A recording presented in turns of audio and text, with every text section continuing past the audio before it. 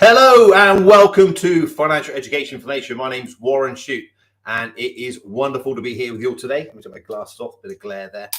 So welcome to our first YouTube live stream in aid of Financial Planning Week. And thank you for all those people who are joining me from wherever you are. And I hope it's going to be a fun and an engaging session.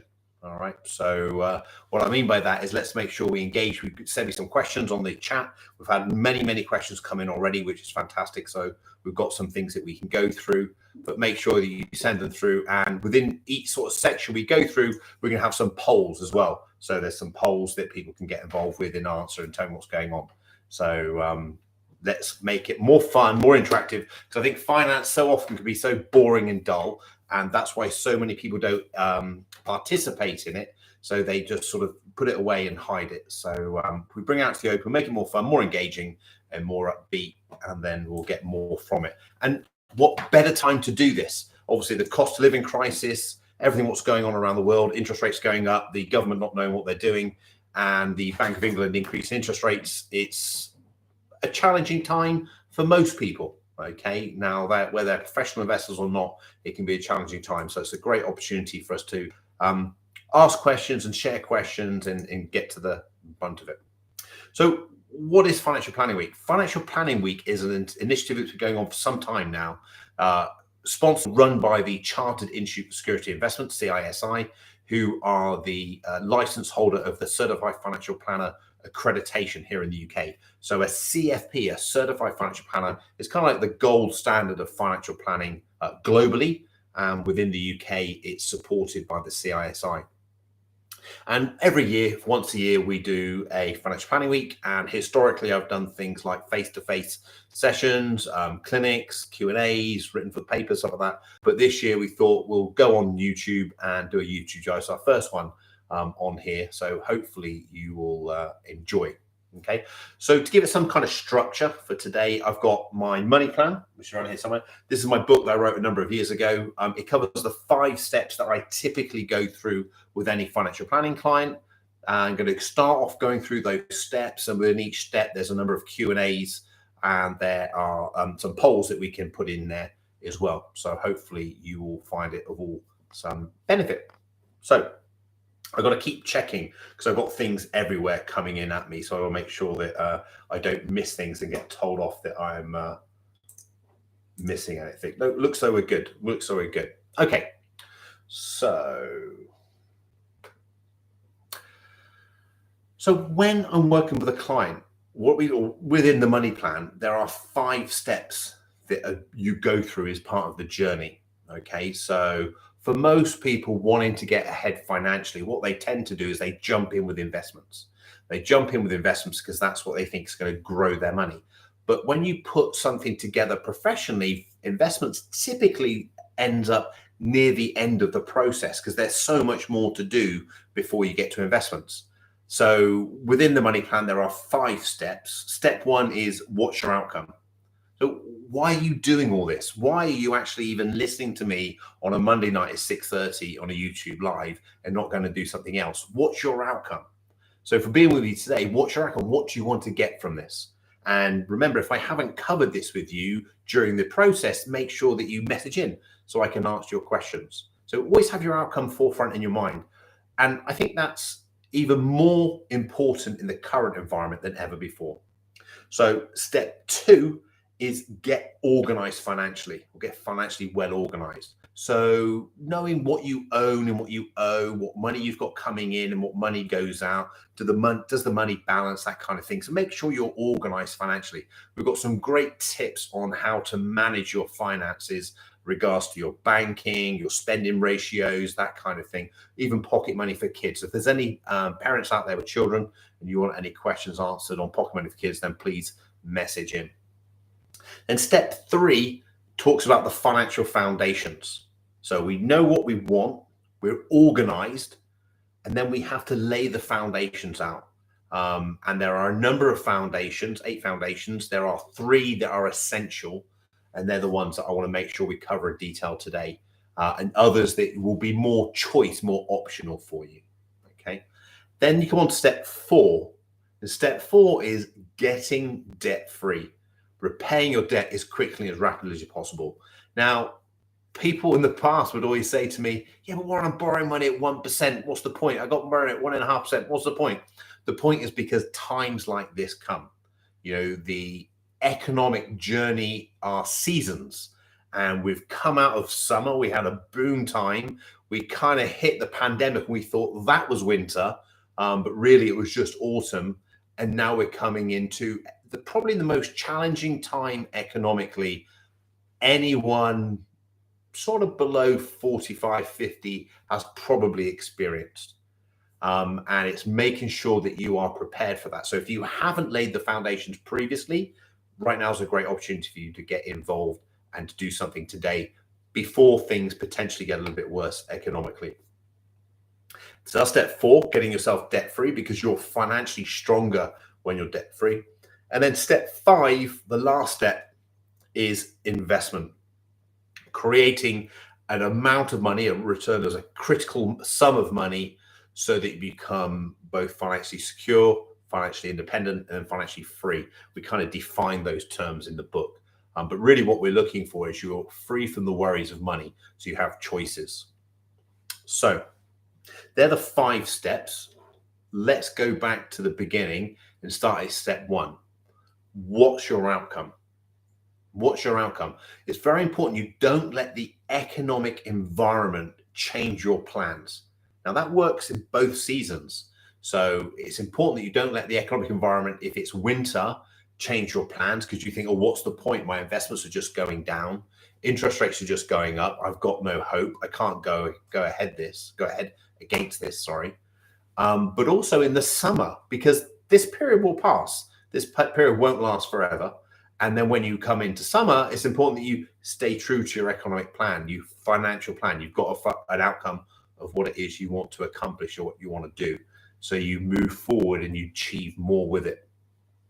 So what I want you to do is write down. I asked the question, how do you want to live the rest of your life? Write down, what does it look like for you in the future? And we have a strapline at Lexington, which is my financial planning firm, which says, live life by design and not default. And that means that you live intentionally. You make decisions yourself how you want to live the rest of your life and what needs to happen in order for that to come to fruition. Now, quite often or not, where you are today and where you want to be is a great big jump. There's a void. And sometimes we can look at where we are today and think, what's the point? Because where I want to be is so far away. But constant, consistent steps in the right direction, and I don't mean a straight line, but in the right direction, because you tend to go off point sometimes. Just keep moving towards what it is that you want to do. What I would then say is just keep an eye on what your outcome is and then move towards it. So a couple of questions that we had in before the show. Let me just check this. A couple of questions that we had.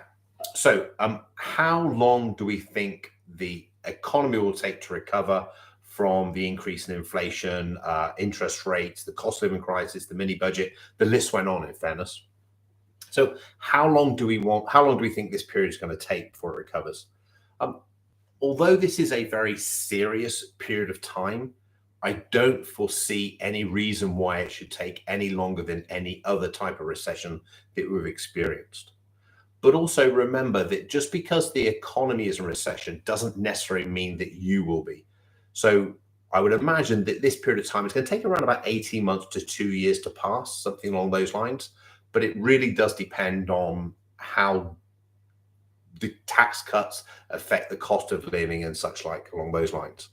We look back in time, around about 18 months is the sort of period of time that it would take till it recovers. If you're an investor, you typically would be investing globally, so not just in the UK. So we really want to look at how's that going to affect other markets around the world, particularly the US, where most of the investments will be held.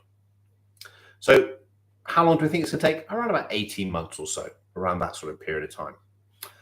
When the second questions we had a couple of questions on this line. It says, when do you think inflation will go down again? So I do think we are in a higher interest rate environment going forward. I don't think we're going to have an interest rate environment like we've had in the past, particularly for some time. There's lots of reasons or rationales behind that. The Bank of England rate at the moment is around about 2.25. Well, it's not around about, it is at 2.25. They're forecasting interest rates to hit around about 4.5% by the end of this year, and then towards 6% as we go into 2023. So you've got some kind of scope there. And I want to do a little poll to see if anyone wants to answer this. So Vince, if you can bring up a poll on this. Let's ask the question, do you think we'll hit interest rates at 6% from the Bank of England? So do you think we'll hit a 6% interest rate from the Bank of England? So let's see what your views are. So while you're thinking about that, answering that, we're interest rates 2.25 now. Their forecast interest rates go about 4.5%. The difficulty around that is going to be very much around whether the energy price guarantee has a real big impact on inflation. But then forecasting 6% into 2023. In the US, across the pond, we've got the Federal Reserve rate around about 3%, that rising up to around about 4.5 to 4.75% by the end of 2023, hitting around about 4.5%. So we've got 3.25 now, going up to 4.5 by the end of the year, 4.75, and then being a little bit more sort of consistent going into 2023. So we can see what that sort of works out like. Okay, so I'm just looking at the poll results. It looks pretty evenly split. Okay, pretty so. I think we will. I think we will. I really do think, and I have no insider knowledge, but I really do think we will hit sort of the higher end of interest rates, whether it's 6% or late fives, but we're certainly going to be hitting up there. So it's really important, if you've got mortgage borrowing and stuff, you really take this seriously and have a look at the rate, see if it's a fixed rate, see when your fixed rate's coming due, and see what you can do to improve on that.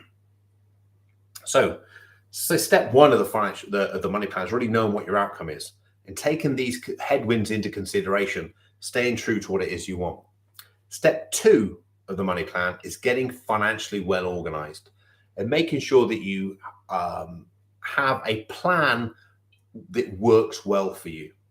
So for a lot of people, they struggle financially just with general banking, just the general day-to-day, keeping themselves organized and things like that. And if that's you, there's a great strategy called the bank account system that I developed. And there's plenty of details on my website at warrenshute.com.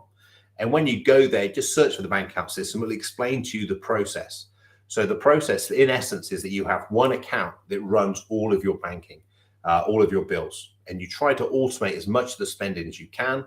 And then you transfer to a separate account, which we call your WAM account, your walkabout money account. Every week on a Wednesday, transfer an amount of money, and that's your spending money. And you transfer on a Wednesday, and the rationale behind that is it's ready and cleared funds available to you to spend for the Friday night. So maybe you spend more money on a Friday night. You've got your Saturday money, spending money, going into Sunday. And then if you run out of money by the Sunday, you've only then got 2 days to wait before you get paid again. And the psychology behind that, allowing yourself some kind of structure on your spending, and then you're going to spend it and then run out and then you get replenished again, gives you some kind of discipline around your spending. Now, I developed this because some of the clients that would come into me would often have a lot more money left over than they said. So I might look at their income, look at their expenses, like their tax, and say, congratulations, you've got X amount left over. And they'd be surprised and say, no, actually, pretty much what comes in can go out. We don't have an awful lot left over every month. And that's called spending creep. Just these little incidentals that you spend. And what we suggest is you have one account for all your bills and direct debits, put everything on direct debit in standing order. And then every week on a Wednesday, you transfer it to a separate account, spend from a separate account. You have a fixed amount that you spend. And that's called your WAM money, your variable spending money. So all your bills and that your spending money, your variable account, you'd cover things like your fuel, your grocery shopping, your coffees, your meals out, and such like. In addition to that, what you can look at is how much you're spending in each area. So, okay, so how much am I spending on my household? How much am I spending on sort of going out? how much am I saving? We kind of got the ratio broken down to 50, 30, 20. So 50% of your money generally covers your overheads, your running costs of your house. So what's going on there, all the bills and such like. 30% of the money can be your WAM, your variable spending money, the money that you put onto your separate accounts. You go off spending, grocery shopping, going out for meals out, that kind of thing. And then 20% of the money should be used towards securing your financial future. Now, what I mean by that, it could be used for repaying down debt, which is a good priority, particularly in a higher interest rate environment, or it could be used for investing for the longer term. Okay, so let's have a look. So I'm going to ask Vince to bring up another poll, and while he does that, I'm then going to run through some questions. Okay, so what do you spend most of your surplus money on each month? So if you, on the assumption you've got some surplus money, what do you spend most of your surplus money on each month? Is it holidays? Is it eating out takeaways? Is it clothing? Or is it entertainment?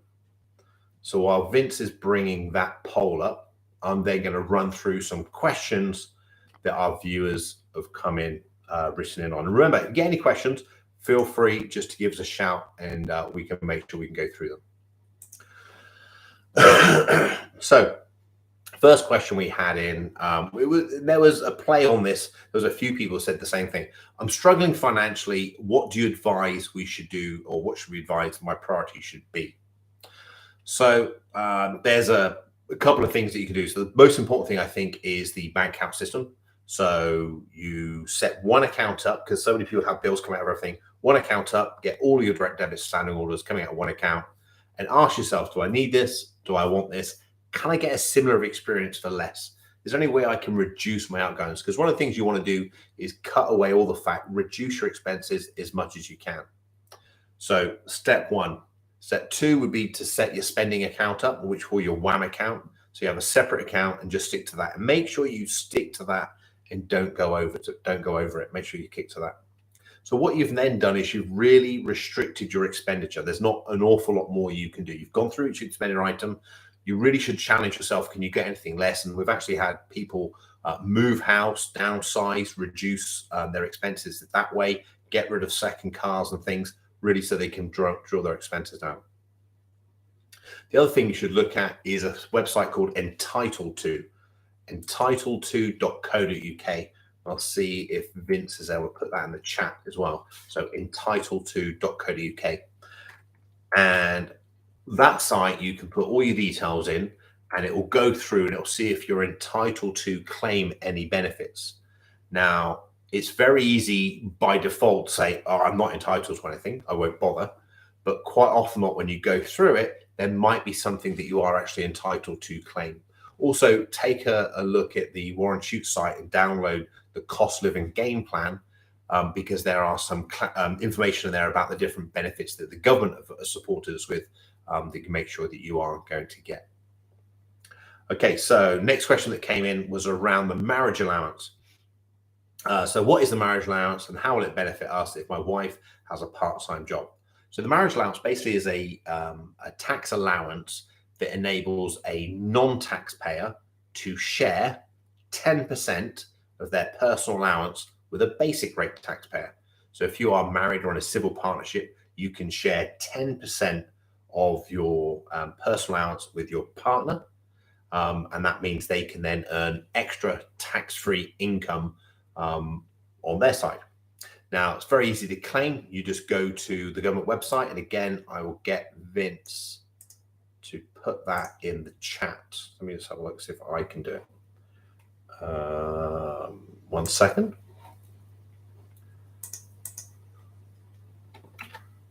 How's that? There you go. I think I've just put in there the marriage allowance link, so you can just go straight to that. Okay. And then, so it's very easy to do. Just go there, and you can even claim back 4 years as well. So if you know this situation was right, non-taxpayer and a base rate taxpayer, and you have done it in the past, you haven't claimed in the past, you can go back. I think it's 4 years you can claim for. Let's have a quick see if there was another question that came in. Okay, another question is, I want to save for a house deposit. What suggestions do you have? This is a great one. It's something that we come up with an awful lot because obviously people want to get on the housing ladder. And I would say if you are in that position where you want to go and buy a house at the moment, this is a perfect time for you to be saving for that. And the reason for that is obviously interest rates are slightly higher, so you get a little bit more return on your money. But with interest rates going from where they are to where they're forecast to be, there's going to be a lot of headwind on the property prices, and we might see a bit of softening in prices. So there might be a few deals out there to be had. But if we're looking at a couple coming in to speak to us, one of the things we sort of suggest we consider is living off of one income. So rather than living off of two incomes, is it possible to live off of one income, or certainly one and a bit incomes? That enables one of the couples just to save all of their money. Now, I appreciate in the current climate with things going up, you might feel that's a bit of extreme. But if you start with that as a premise, I'm sure you might be able to save a little bit more than you had otherwise. I mentioned just now the 50, 30, 20 ratio. So 50% of your money on your household bills, 30% of your money on general spending, then 20% of the money at least directing towards household savings. Now, bear in mind, if you're living at home with your parents or family members, it's unlikely you'll be using 50% to run the household, 50% of your income. So you could save potentially a lot more than just 20%. So there's some more factors you can include in there as well, but make sure you're really, really committed to putting some serious sums away. And where does this money go to? Well, probably for most people, up to the age of 40, the best account really for the first £4,000 should be a lifetime ISA. So a LISA, that gives you a 25% bonus on any money going in if you use it to buy your first home. Okay. Now there is a caveat as well that the account needs to be open for 12 months. If it is encashed or used in the first 12 months, then you lose the bonus, the 25% bonus on it. So there's a couple of things there. Leave the money in cash if you're buying in the next 3 or 4 years or so. Money in excess of that, then perhaps you want to consider National Savings Investments Premium Bonds. Sorry, I've got questions coming in. It kind of threw me as I asked it. So what's this? They're just coming through. So let's have a look at the poll. How are we doing on the poll when we ask the question?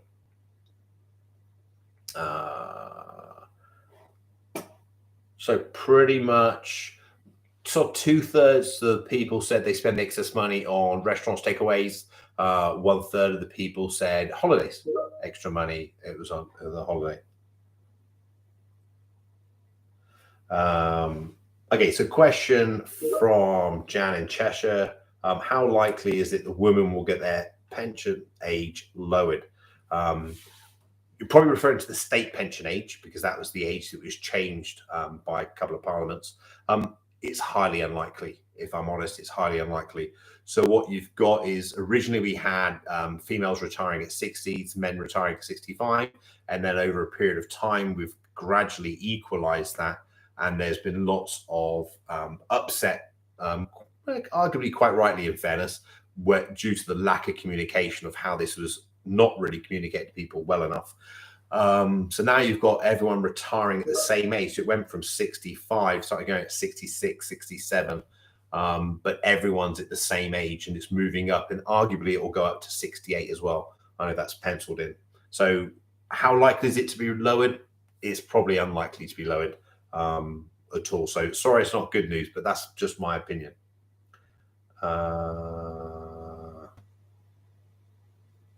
Okay. There's another question about art investing. I'm going to cover that when we cover the investment section. Okay. So we just come on to investing, which will be nearer the end. Okay. So let's moving on. So moving on to step 3, which is financial foundations. Okay. So if you know what you want, okay, you've got some kind of vision of, okay, so this is what I want to do. I want to buy this house. I want to, go to this university, or let my kids go to this university, support them through. I want to retire at this age. Whatever your outcome could be, it could be multiple things. I've got, I know what my outcome is. I've kind of got some kind of plan in place what that might be.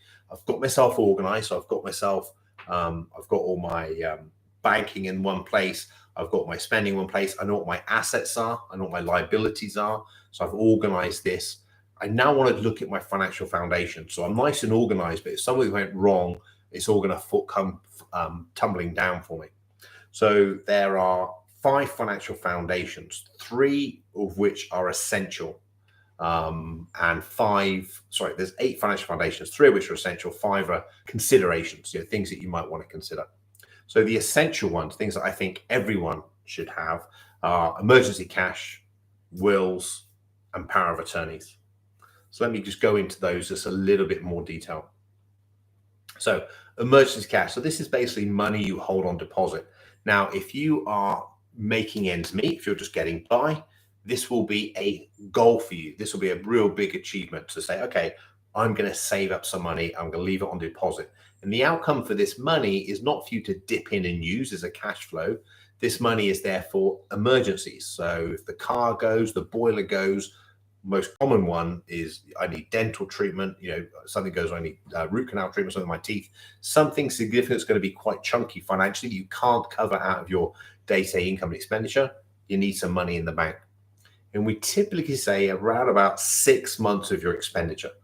So some people go as low as 3, some clients need as much as 12, but typically around about 6 months of your expenditure held on deposit. Okay. And there is a caveat in there if you've got any sort of thing that's going to be sort of spent in the next 3 years. If you're saving up for something, you might want to put that in there as well. So if you're doing an extension to the house or something, keep that on deposit too. So that's your emergency cash. And where you tend to keep it is in the bank, just in a bank account, or what else I like is National Savings and Investments premium bonds.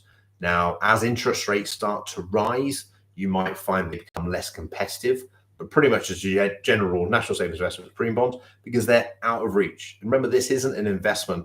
This is very much a insurance to make sure if something goes wrong, you're covered. Next thing is a will. So I think everyone needs a will, but you particularly need a will if you have children, because what you want to make sure that there are guardians nominated in the will, something would happen to you that the children get cared for. So if both parents were to pass away and there's no will, the social services will take the children in until the court of protection decides on who should be their guardian. Just because the auntie or the nan or whatever is very close to the children, that's not a default position, and it has to go through the legal route. So last thing you want is something like that happen to your children, at a time of upset. They need security and safety, so you need to nominate guardians. When choosing the guardians, think practically as well. So you really want probably guardians who probably live maybe close to where you live, so there's more continuity with schooling and things like that, so the children aren't taken out and put somewhere else. And then the third one is lasting power of attorneys. So lasting power of attorneys are basically where you nominate somebody else to make decisions on your behalf, to make decisions in the event if you're not being able to lose capacity. So they're also, then there's 5 other sort of optional ones regarding life cover, income protection, critical illness, medical, and general insurances. Okay, but let's go into the questions. So what we've got, so one question that came in actually, before I jump to questions, let me just say, Vince, why don't you run a poll while I'm doing this to ask people if they have a will? So do you have a will? Quick yes or no answer. While you're doing that, I will then go through and ask a question. So question came in, I'm married with a mortgage and children. How much life assurance should I have? So great question. And what we typically say is, what's the risk? So if you were to die, can the other person afford to live in the house and pay the mortgage?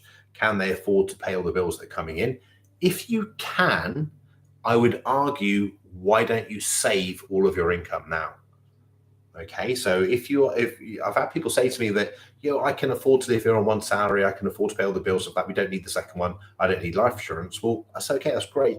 Why don't we save all of that money then, so you can then have more choices at retirement or retire early?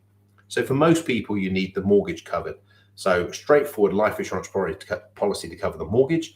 And then for the loss of income, you can arrange what you call a family income benefit policy. This is life insurance policy that pays out tax-free money every single month. You can pay out for a certain amount of time, and normally you run it until the children are independent or something like that, so you have more freedom. So it's a great idea to do those 2 things. So one policy to cover your debts, so mortgage, any loans, credit cards, that kind of thing that are outstanding, and then one policy to cover the loss of income. Another question which we got down here, should I arrange a mirror will or should I include a trust in my will? So a mirror will basically is if one of you dies, all the assets go to the survivor, and then having a trust in the will enables you to control what happens to certain assets. And typically people would put a property or half a property into a trust, their share of the property into a trust on death, so that they can protect it, so they know that in the event of one of you passing away, that house, although you're not around, is still going to be earmarked for the children, protected that way. So it's not going to be caught up in things like second marriages or potential care fees and things like that. So how are we doing on the poll? Let's have a look.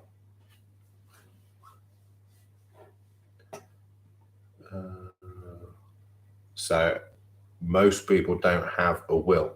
Okay, cool. So it's definitely something that could be taken away from tonight's session. Consider taking out a will. So let me move on to step 4, which is all about debt repayment. Okay, so remember we have the 5 steps at the beginning. Step 1 was what's your outcome, making sure you know who you are, and going through step 2 is getting organized financially, to make sure you got your bank accounts ready and stuff like that. Step 3 is the financial foundations, and now step 4 is about getting your debt repaid quickly. So when it comes to debt repayment, one of the things we're really passionate about is getting unsecured debt repaid as fast as possible. Things like credit cards, loans, such like that, overdrafts, because it frees up more money. And when you free up more money, you've then got more choice to go and do things. So really important that you try and focus on putting a plan together for your debt repayment. One thing I'd say is on the Warren Shute website, there's a download that you can do on there. It's called the Snowball Debt Repayment Plan. And the reason we use the Snowball Debt Repayment Plan is because I believe it helps you engage in the process and keeps you on plan. For a lot of people, the repayment of the debt is going to take months, and some of you will take even years to accomplish. So you need something that's going to keep you engaged for that period of time, working with your psychology.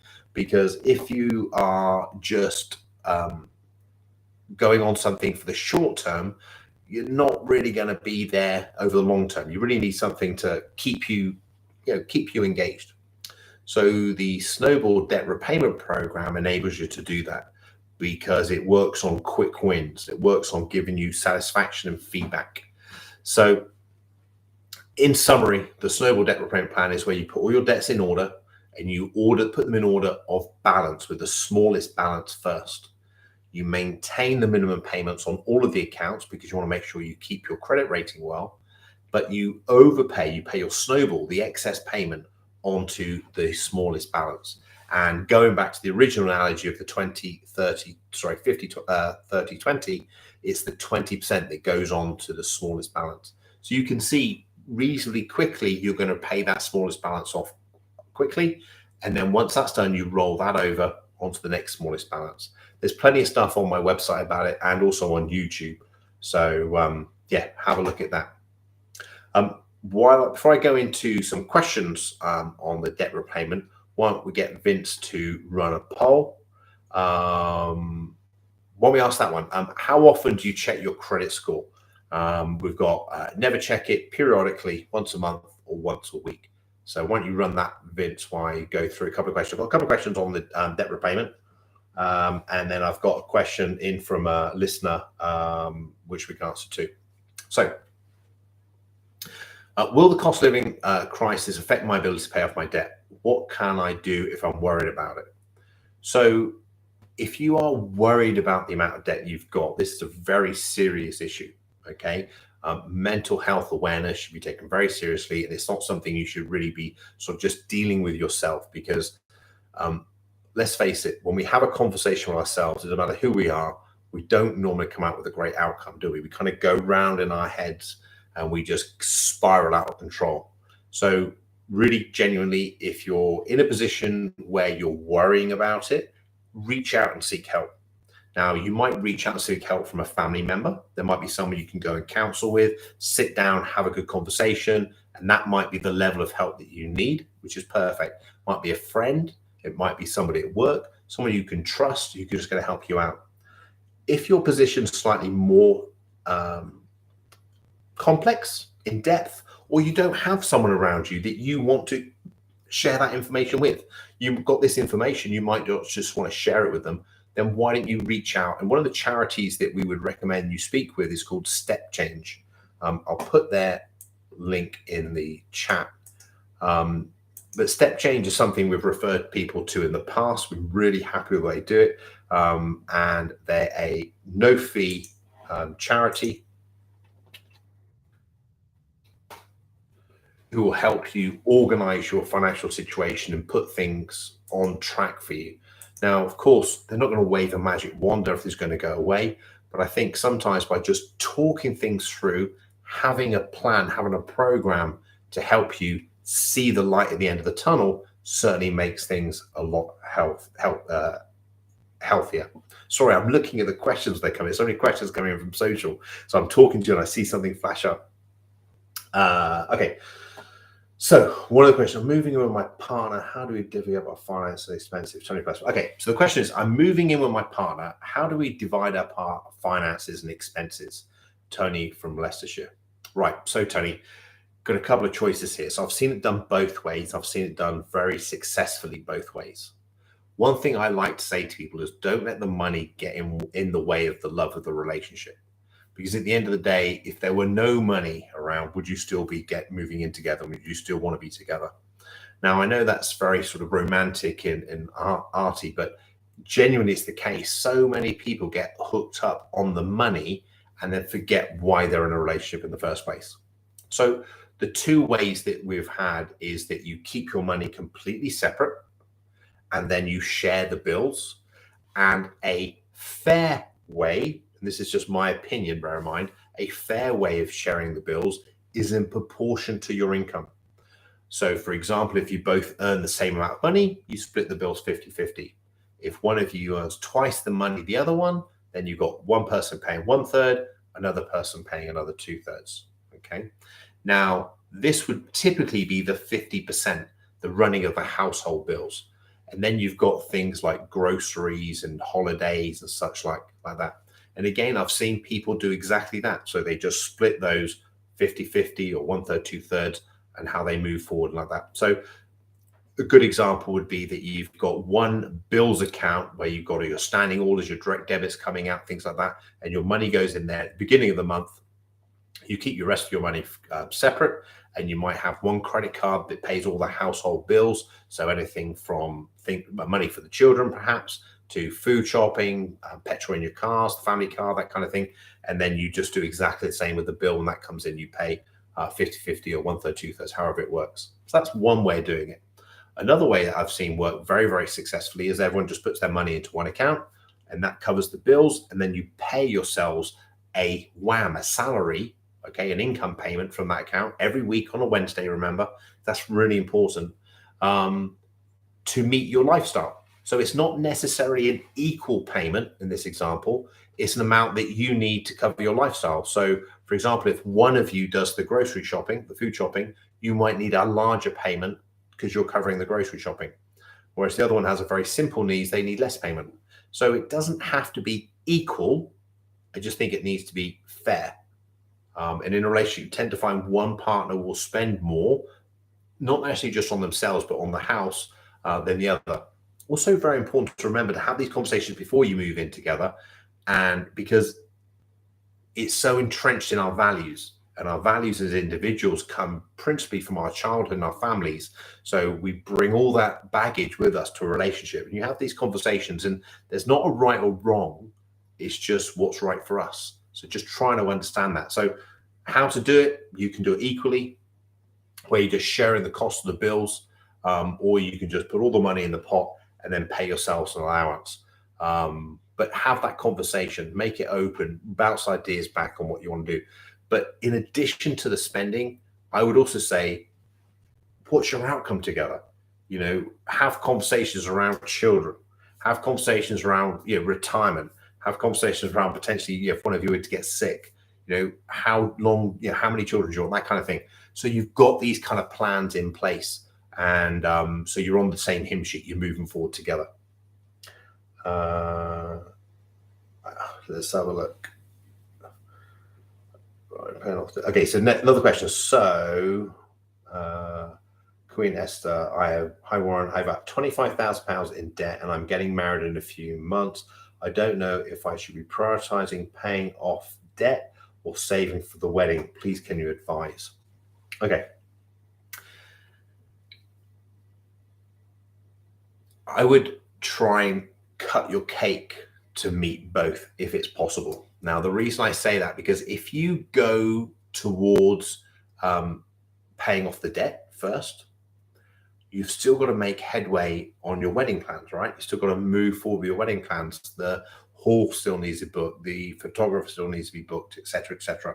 So if you're not paying that, it's just going to be building up as a debt.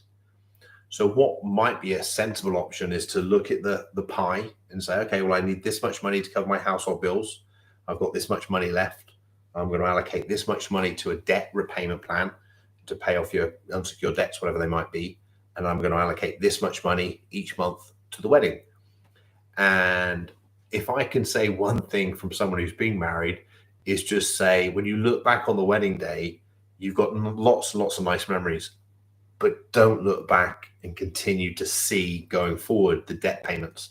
So you borrowed for the wedding and you've then got to pay that money back over the next 20 years or something, maybe 10 years. It's just not worth it. It's just not worth it. You know, it's like the whole idea is that you can go forward in your relationship to have an amazing life and achieve lots of different things. You don't really want to carry lots of debt with you. So to answer your question, as much as I really want to say to you, pay off your debt first before you get married. If you're getting married in a few months, that's unlikely to be possible. So I would say put your debt on a payment plan. Make sure your partner, your husband or wife, or whatever it is to be, knows, but put yourself on a repayment plan. Say, okay, for the next X number of months, this amount of money out of my paycheck is going to go and allocate to this debt. It's going to be paid off in this amount of time, because you can see there's a spreadsheet on my website you can download. It'll help you to do it. It'll show you when it's going to be paid off. It'll even show you if you pay an extra £10, £50, £100 on it, when that will be paid off to. So they know that. And then this is the money we're going to allocate towards the wedding. And dare I say it, it's going to sound really boring, but have a plan for the wedding. Have a spreadsheet and say, okay, well, this is what we're going to spend on things, because it's emotional spending is the root of all evil. It's so easy to get caught up in the moment, say, oh, they're only an extra, £25 or whatever for that. And this is only another £30. All those 25 and £30 will start adding up. So see where you can economize. If you can cut back a little bit on things that don't matter as much, okay? You don't want to cut on the things that matter, because you want to make sure you can remember this special event. But if you can cut back on things that matter less and prioritize paying down your debt, then that would be great. So look, see how the poll went. Okay, so about 50-50. So do you only ever make minimum payments towards your credit cards? It's about a 50-50 response there, about equal. Okay, so coming to the end, coming to the last section, we're running over, but I hope that's okay for everyone. Coming to the last section on investing, which is a bit that everyone really wants to know about, right? Because that's the most exciting part. But it's really important you go through the steps, because it's those steps that a professional financial planner will take you through. And that's why most people, when they work with a professional financial planner, have a better experience than when you do DIYing. And I did say most people. I'm not here to say everyone has to work with a financial planner and you can't do it yourself. I don't think that's true. But I do think that when you approach things in life properly, you're going to have a better outcome. So investing step 5. So this is about building up a critical sum of money so that the income that you can take from it, or the draw from it, can sustain your lifestyle for the rest of your life. Financial freedom. It's the thing that we all sort of aspire to. And unfortunately, it's things that most people only achieve with necessity. So in life, we have wants and needs. Well, actually, when you get to a certain age, you need to retire. You don't have a choice. And that's what happens. Whether you change your expenditure, your desired lifestyle, to accommodate what's being paid to you for retirement or not, you achieve financial freedom at retirement because you no longer often are able to work, and most people don't want to work. Okay, so it's all about building up this sum of money. So how to build that up and what to do? The best way I can tell you is to go to my website, and I'm going to put another link in the chat box, and to develop yourself your own cash flow. Use this financial planning week to do this. We've teamed up with a fantastic company called Truth About Money.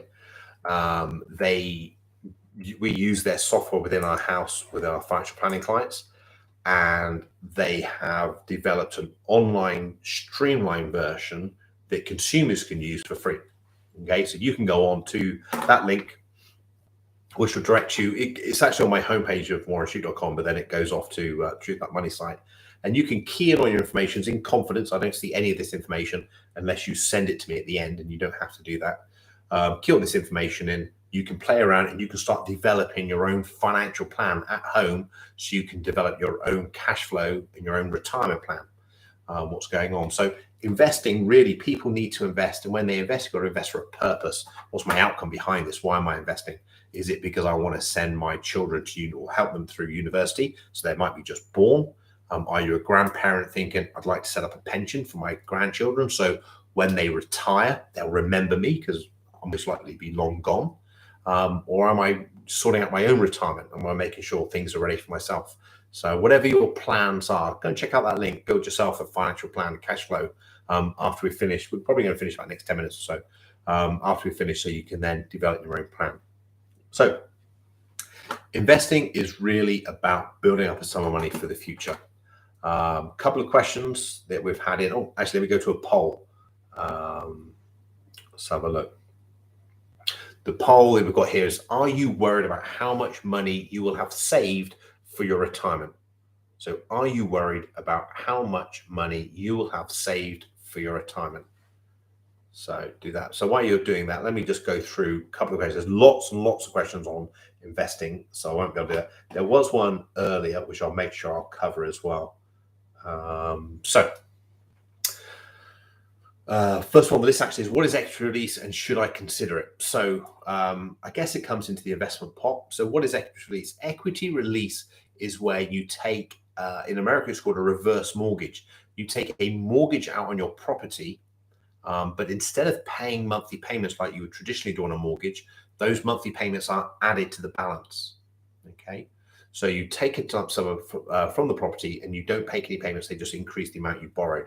So let's say, for example, your house is worth £200,000. You can borrow, let's say, for example, £100,000, and you've got a lump sum of £100,000. That can be paid you as a lump sum, or they can pay you as an income, but it's tax-free. And then rather than paying them back, let's say, I don't know, £5,000 a year or £4,000 a year, whatever it might be, that just gets added. So next year you'll owe £104,000. And the year after, you'll owe not 108, but you'll owe maybe 108 and a bit, because it's 4% of the 104. Okay, and it keeps creeping up that way. So there's some great things about equity release. One of the things is you don't have to move. You can release the equity from it and you can enjoy it. One of the downsides is it can be expensive. Certainly less expensive now than it used to be, but it can be expensive. And our first port of call with clients is, if you get to this stage in retirement, our number one thing is, look, why don't you downsize and release it? It's a lot less expensive. Release it tax-free, and then use that money, invest it, and live off of that. But some people are wedded wedded almost to their identity of where they live, and they love where they live. They don't want to downsize.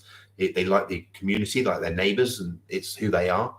So it's a great opportunity for them then to consider taking equity release from the property and still maintain a decent lifestyle, or perhaps gifting money to family members during their lifetime as opposed to on their death, because a gift with a warm hand, as it said, is much nicer than a gift from a cold hand. So certainly worth considering. I want to earmark some money for my 3 children, but I don't want them to access it yet. What can I do? So there's plenty of things that you can do. So if I talk generically about investing for children, because I think that'll appeal to more people. So one of the things you can do investing for children is open a pension scheme. So a newborn baby can have a pension, believe it or not. Obviously, they can't really pay into it, but a parent or a grandparent or a friend can pay into it. So, a pension is a great vehicle for that. Bear in mind, they won't get access it probably until 57, 58, depending on how the age limits run. But that's certainly an option. Second option is a junior ISA. So you can open a junior ISA for anyone up to the age of 18. And that means they can invest. You can invest in that account for them, be tax-free. The only caveat or downside about that is at 18, the money does become their money. So they will then get an ISA in their own name. It converts from a junior ISA, which you control as a parent or guardian, and converts into an ISA in their name. So there's pros and cons of that, whether you think that's so advisable or not. Or third thing you do is just open up an account and invest it in your own name. So you start investing it for them, okay? And then you can just gift them the money as and when you want, and they don't know how much they've got in there, so you can hold it back and maybe help them, support them through university or buy their first car or deposit for the house purchase, something along those lines. So you earmark some children, lots of different options: pension, junior ISA, or an account in your own name. Nice and easy. Given the current state of the economy plus the financial crisis, is gold still worthwhile investment? Trying to be diplomatic, I've never considered gold a worthwhile investment, and the reason for that is it's a commodity, so it doesn't make anything, doesn't pay you rent, it doesn't produce a dividend, it doesn't make any profits. It's just a commodity. So I would say no. I do appreciate gold does appreciate in value, go up in times of uncertainty, but we could bring a chart up if YouTube allowed us to. We could bring a chart up to show the performance of gold versus the world stock market, and it's massively underperformed. So even though we're going through a period of uncertainty right now, I don't think it's necessary to consider it a worthwhile investment. Okay, so next question was, I was given some money by my parents for my GCSE results. I'm now studying A-levels. I want to invest this money. What should I do? So I would imagine from that, you're around about 16, 17-ish, which is great. You got some money on invest. You can't own shares yourself below the age of 18. So you got one or two choices. You either open an account in a junior ISA. So you can put them in there that can be controlled by parent or guardian. And then when you're 18, that will convert across into a full ISA. Or you can open an account in your parents' name, or perhaps wait a year or two until you're 18 and then open an account. But again, same premises. Junior ISA for below 18, ISA 18, tax-free, both tax-free, completely accessible whenever you need them. Or you can put some money into a pension, although I appreciate at 17, 18, 58 is a long way off. What is the FTSE 100? The FTSE 100 is the Financial Times Stock Exchange 100 largest companies listed in the UK. So largest by market capitalization, which means number of shares times by the share price, listed in the UK. I'm 21 and I've managed to save £25,000. I'm considering buying my first house. Should I? I don't know. It depends on what your plans are. What's your outcome? Remember step one, what's your outcome? I have clients often sort of say about buying a house for their children when they go off to university. I don't think that's such a great idea, because it kind of commits that child to being in that area. They'll potentially only be there for 3 or 4 years, and then they're going to move away. And then you've got a house in that area. Is that what you want? So with regards to should I buy a house, what's your outcome? Do you want to live in this area? Are you building your career? Is your career likely to take you all over the country, maybe to different countries? I think owning your property is an excellent idea, but there's no major rush as long as the money is invested in working for you. And the world stock markets have, on average, done around about 9-10% return a year, which is plenty enough to keep up in line with average house price inflation. Okay, it's a really good one. I'm 66 and I want to buy my neighbor's house to rent it out. Is that a good idea? No. I don't want to sound too blunt, but no. You're 66 years old. You're going into your prime years, okay? 66 is your prime time.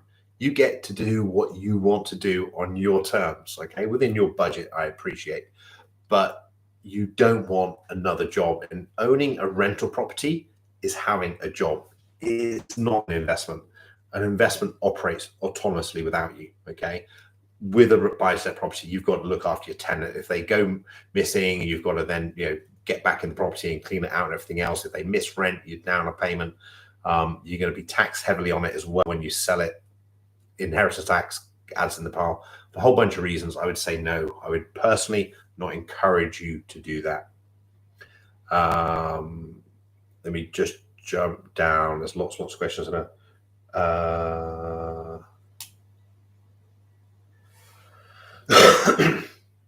Okay, so I've got two. So two on the chat here. With the current financial climate, do you think it is worth making a long-term investment like art collecting? So do I think it is worth making a long-term investment in art? See, I'm smiling because I want to give you something positive around it. But what I'm trying to say is that investments produce something. So a business is an investment because it should produce a profit. Okay. A share, an equity is an investment because it produces profits and often pays a dividend income.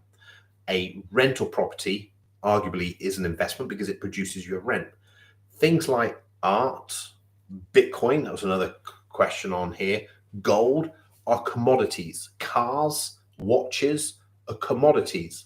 They move in price change. The price changes based on supply and demand. You know, I want that painting, I'm willing to pay more money for it. I want that car, I'm willing to pay more money for it. If that market were to retreat or something else become more attractive, that commodity is going to fall in favor. So I personally wouldn't suggest using art as an investment. I would certainly say if you like art and you want to enjoy it, then that's great. Go ahead and buy it, but I wouldn't encourage a plan. That's probably not what you're going to want to hear, and I'm sure you've got loads about how art has appreciated more than or anything else because they're all over the place. But also there's security of ownership. So where do you keep it? You keep it at home. If there's a fire, if someone breaks in, you've got the running cost of insuring it. And then you've got like liquidity. So it's a real expensive piece. How many people are really going to be out there to want to buy it? Next question come in from Roger. Do you think the reversal of the 45p tax cut today was a good move? He personally thinks it was wrong and they should have stuck it out. I think, okay, so we're going into personal opinions here, okay, which I'm absolutely fine with, but it's not advice, as it were.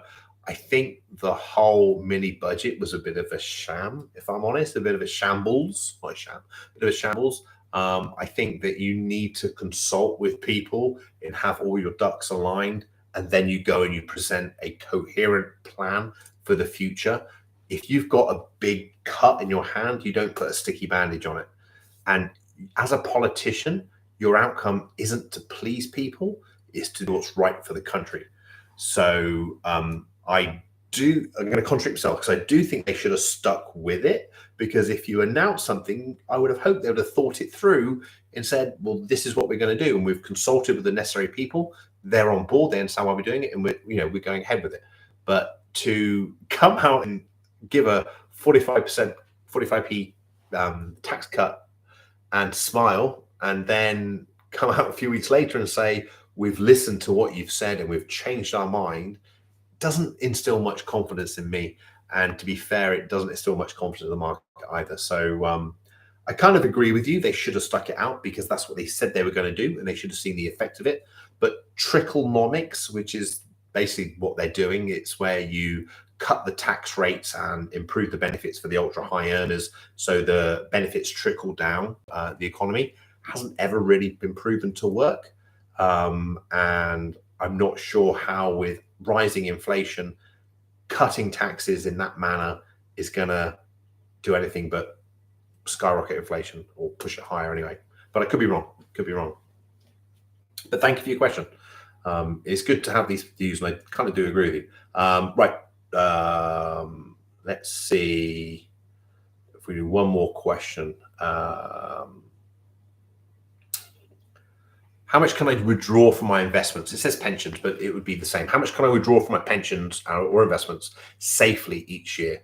So it typically works around about what we call the 4% rule. So you can take around about 4% of your portfolio value yearly. That can revalue in line with inflation over time, and that should last you the remainder of your life. Technically, it's about 30 years. So for every £100,000 you've got, you're looking at around about £4,000 of income. So if you want £40,000 worth of income, you're looking around about a £1 million pot. And that's where the lifetime allowance of pension sits, just shy of £1 million. Way of working out how much you think you might need for retirement is another rule of thumb.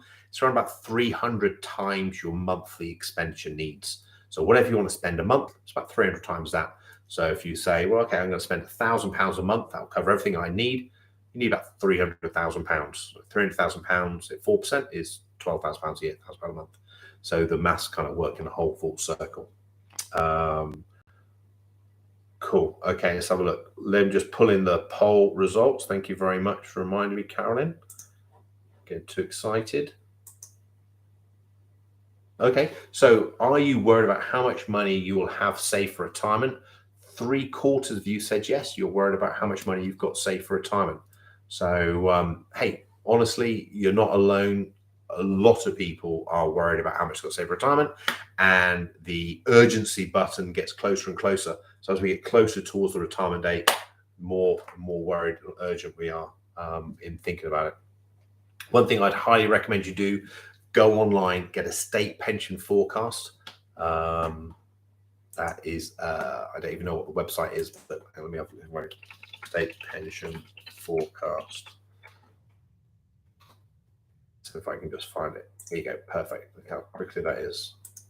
You visited the site 1,000,001 times.